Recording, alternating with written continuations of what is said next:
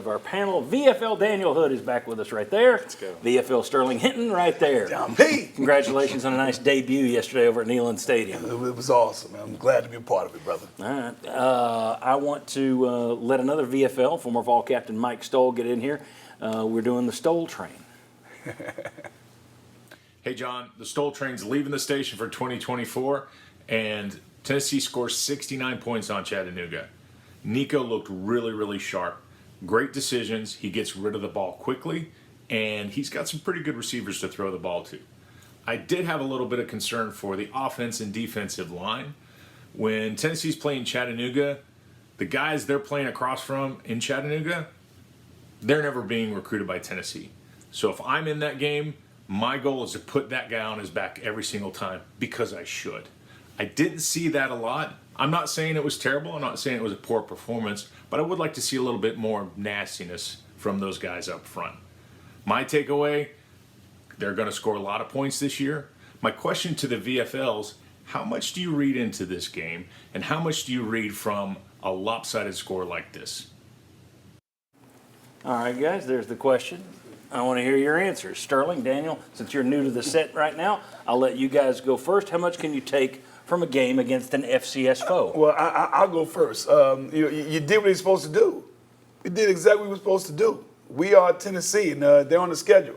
We won in dominant fashion. And what I like about these type games, you get a lot of people on the field.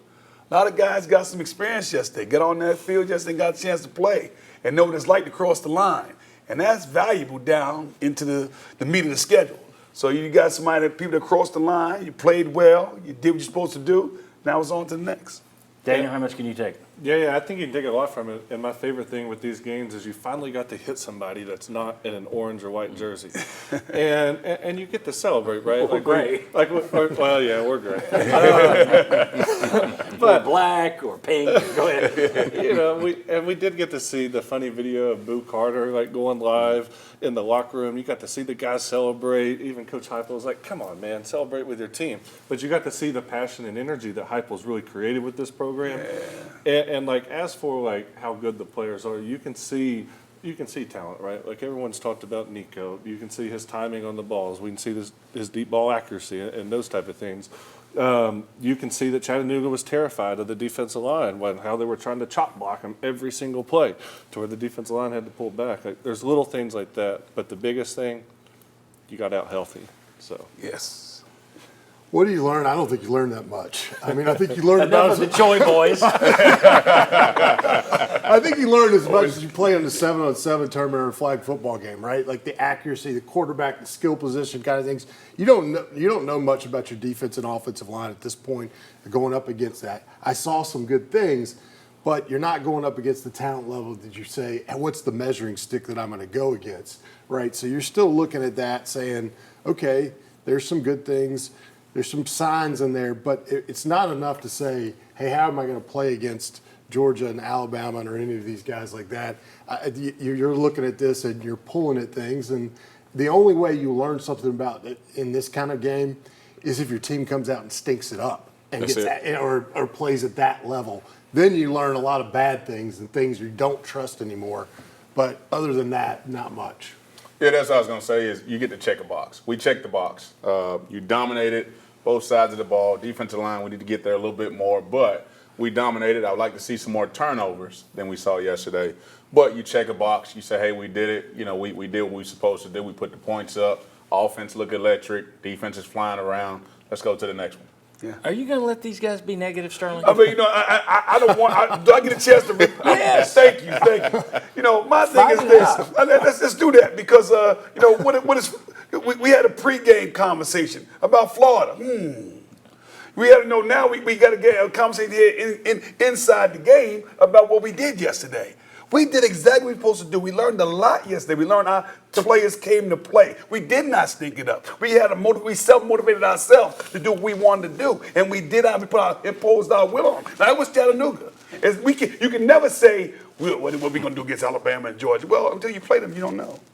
Don't have a clue. You get a better idea after you play NC State and Oklahoma, though, than you do Chattanooga. Well, No doubt. let's save that for next If you week's score show. 40 points in Oklahoma, I got a fairly good Let's feeling save you can that for score next points week's against show. It's Georgia and amazing how that Alabama. conversation comes. I can't wait, man. You got me excited now, Joppy. Yeah, baby. There we go. All right. There's still a lot of schematics you can see too. Like this is the first time I saw the Tennessee defensive line on a run game playing natural TE games to fit back in to help with an inside zone. So your defensive ends read a defensive tackle going vertical for tackle for loss. Defensive end came under.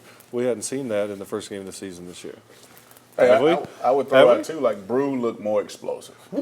He looked more explosive. Ooh, Marlon's From on the what we positive knew side. before he got injured, he was a big possession guy. He's a blocker.